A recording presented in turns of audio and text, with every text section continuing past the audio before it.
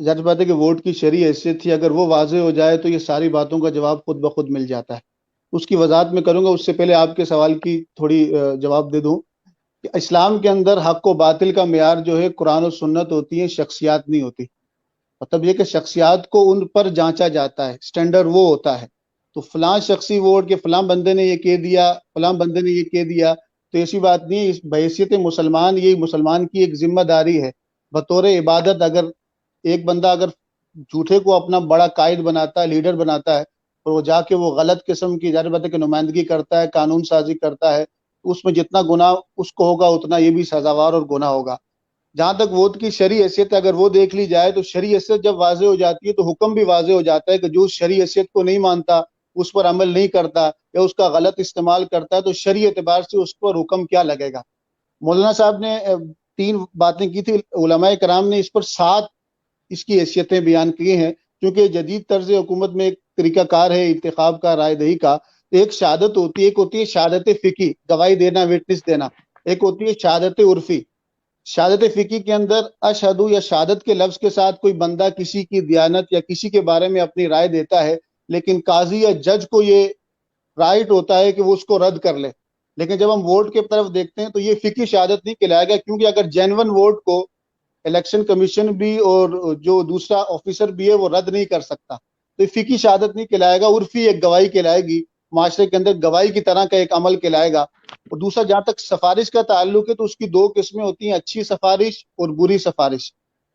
تو میں یشفع قرآن میں رب کریم ارشاد فرماتا ہے، میں یشفع شفاعتا حسنتا یکن لہ نصیب منہا ومن یشفع شفاعتا سیئتا یکن لہ کفل منہا وکان اللہ علی کل شیء مقیتا۔ بالکل واضح ہے، ایک بندہ اگر اچھی سفارش کرتا ہے، نیک بندہ نیک ہے اور اس کے بارے میں رائے دیتا ہے کہ اس کو نمائندہ بنا دیا جائے، تو اس کو اس سے حصہ ملے گا، اجر ملے گا، اس کے اچھے کاموں میں برابر کا شریک ہوگا۔ اگر جانتے بوجھتے ہوئے ایک کرپٹ بندے کو، جھوٹے بندے کو، مکار بندے کو اور فراڈیے بندے کو اگر اس نے انتخاب کیا اپنی مفاداتی سیاست کی وجہ سے، تو جتنے وہ گناہ کرے گا اس میں یہ بھی شامل ہوگا، کیونکہ اس نے اس کی سفارش کی ہے۔ لیکن یہ سفارش بھی عرفی کہلائے گی، فقہی سفارش نہیں کہلائے گی، کیونکہ فقہی سفارش کے اندر جو ہوتا ہے جس کی طرف تیسرے بندہ اور تھرڈ پارٹی جو ہوتی ہے جس کو سفارش کرنے والا، اس کو رد کرنے کا حق موجود ہوتا ہے۔ جہاں تک تیسری اس کی حیثیت بیان فرمائی وکالت کی، کہ مخصوص کام کے لیے کسی کو اپنا نائب بنانا کہ میری طرف سے یہ کام کرے، تو پھر اس میں یہ ہوتا ہے کہ وکیل بنانا مطلب ریاست چلانے کے لیے، نظام حکومت چلانے کے لیے ہر بندہ، جمہوریت کے اندر ہر بندے کا وہ حق ہے، اور اپنا حق وہ دوسرے کو کیا کرتا ہے، ووٹ کے ذریعے منتقل کرتا ہے۔ لیکن یہ وہ فقہی وکالت نہیں ہوگی، کیونکہ فقہی وکالت میں موکل کو یہ حق ہوتا ہے، جس نے وکیل بنایا، کہ وہ جب چاہے اس کو معزول کر لے، اس کو اس عہدے سے ہٹا دے۔ لیکن ظاہر سی بات ہے کہ جینون ووٹ اگر بطور وکیل اگر دیتا بھی ہے تو وہ ایک بار منتخب ہونے کے بعد عوام اس کو نہیں ہٹا سکتی۔ چوتھی صورت ہے وہ سجیشن اور مشورے کی ہے۔ اسلام کا نظام خلافت ظاہر سی بات ہے کہ مشورے پر وامرهم شورا بینہم، تو حضور فرمایا کہ المستشار مؤتمن، مشورہ کرنے والے، یہ اصل میں سجیشن یا مشورہ ہو سکتا ہے۔ جس طرح عبد الرحمن بن عوف نے حضرت عثمان غنی رضی اللہ تعالیٰ عنہ اور مولا علی رضی اللہ تعالیٰ عنہ کی جب خلافت کا معاملہ تھا کہ ان میں سے کس کا انتخاب کیا جائے، تو آپ نے اکابر صحابہ سے بھی مشورہ کیا، انصار صحابہ سے بھی مشورہ کیا، عورتوں سے بھی مشورہ کیا، یہاں تک کہ بچوں سے بھی مشورہ کیا کہ ان میں سے کس کا انتخاب کیا جائے۔ تو اس کی حیثیت ایک مشورے کی ہو سکتی ہے، جو شرعی بھی ہوگا اور فقہی بھی ہوگا۔ اور 5ویں صورت علماء نے بیان کی ہے ججمنٹ کی، قضا کی۔ جس طرح سپریم کورٹ کے اندر یا کورٹ کے اندر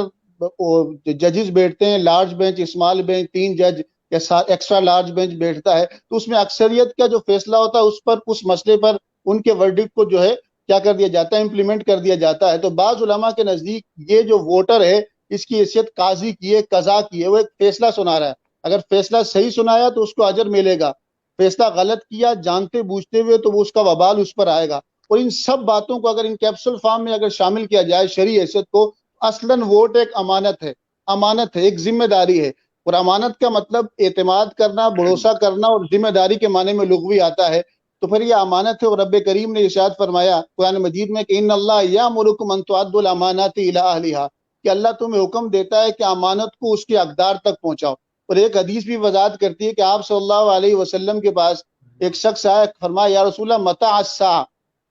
قیامت کب آئے گی؟ تو اس میں حضور نے فرمایا تھا کہ تم نے اس کے لیے کیا تیاری کی ہے؟ اور ایک اور جگہ ایک اور روایت میں آتا ہے کہ بندے نے سوال کیا کہ یا رسول اللہ متى الساعہ، قیامت کب آئے گی؟ تو حضور فرمایا اذا دیت الامانہ، جب امانت کو، ذمہ داریوں کو، رسپانسبلٹیز کو ضائع کر دیا جائے۔ تو حضور نے فرمایا کیف اذاعتها، صحابی نے سوال کیا یا رسول اللہ امانت کو ضائع کس طرح کرتے ہیں؟ فرمایا اذا وسد الامر الى غیر اہلہ، جب تم کسی نااہل کو کوئی کام سونپ دو، نااہل کو کوئی کام سونپ دو، کوئی منصب سونپ دو، تو سمجھ لینا کہ قیامت قائم ہو گئی، اس شعبے کی تباہی شروع ہو گئی۔ تو اصلاً دیکھا جائے یہ امانت ہے، اور جو اس کے اندر اپنے ذاتی مفاد کو دیکھ کر یا شخصیت پرستی کو دیکھ کر یا روڈ گلی یا وہ آج کل کشمیر کے اندر تو ہوتا ہے نا کہ وہ پانی کی لائن دے دی، سڑک دے دی، یا اس نے نوکریاں دے دی، یہ دیکھ کر اس امانت کو ضائع کرتا ہے تو وہ خائن کہلائے گا۔ پھر حضور نے فرمایا کہ لا دین لمن لا امانت له، جو امانت دار نہیں تو دین بھی اس کا نہیں، دین بھی اس کے ساتھ تعلق نہیں رکھے گا اور خیانت کا مرتکب ہوگا۔ تو بات سر یہ کہ اگر شرعی حیثیت کے واضح ہو جائے تو اس کا حکم بھی واضح ہو جاتا ہے کہ جو اس کا غلط استعمال کرے گا، اس کا منفی استعمال کرے گا، مس یوز کرے گا، تو وہ برابر کا ان گناہوں میں شریک ہوگا جو وہ کرتے ہیں۔ پھر اسلام جو ہے ایک طرز حکومت اصول دیتا ہے، آئیڈیل سچویشن تو خلافت کی ہے، اس سے نیچے کی اب جو مروجہ ہے اس کے اندر اس طرح خورشید صاحب نے بھی بات کیا کہ ہمارے آئین کے اندر ہو کہ سپریم لا ول بھی اسلام، اسلامک جمہوریہ اور کشمیر کے آئین میں بھی یہ کوئی بھی قانون جو ہے ریپیگنٹ نہیں ہوگا قرآن و سنت کے، اگر ایسے اور قرارداد مقاصد کے اندر بھی یہ ساری چیزیں واضح ہیں، تو اس کے باوجود بھی اگر کوئی قرآن و سنت کے مخالف قانون لیجسلیشن بنا دیتی ہے، لیجسلیچر جو ہماری مقننہ ہے وہ بنا دیتی ہے، تو پھر وہ وفاقی شرعی عدالت اور شریعت بینچ جو ہے سپریم کورٹ میں اس میں رجوع کا حق ہوتا ہے۔ تو یہ سارا کچھ ہے، لیکن بات یہ ہے کہ قانون تو ہمارا آئین یا دستور یا لا جو ہے وہ تو ہے اسلامی دفات بھی اس میں ہے، اسلام اس وجہ سے اسلامی جمہوریہ پاکستان کہا جاتا ہے۔ تو لیکن اس کی امپلیمنٹیشن میں مسئلہ ہے کہ جن نمائندوں کو ہم وہاں بھیجتے ہیں اور وہ اپنی ان ذمہ داریوں کو پورا نہیں کرتے جو ان کی اصل ذمہ داری ہے کہ قانون سازی کرنا اور معاشرتی، تعلیمی اور اخلاقی جو ذمہ داریاں ہوتی ہیں کہ ریاست کی سطح پر اس کو پورا کرنا، چونکہ وہ نہیں کر پاتے تو جس کے نتیجے پر اس طرح نکلتے ہیں کہ عوام بدظن ہوتی ہے، اور عوام کے ذہن میں ان کے بارے میں بدگمانی ہوتی ہے کہ ظاہر سی بات ہے کہ جب عوام کے سامنے ان کی کرپشن، ان کا جھوٹ، ان کا فراڈ آیا ہوتا ہے، عوام بدظن ہو کے ووٹ سے بھی کیا کر دیتی ہے، دستبردار ہو جاتی ہے، اور ایسی اس کو رسمی کیفیت یا رسمی عمل سمجھتی ہے۔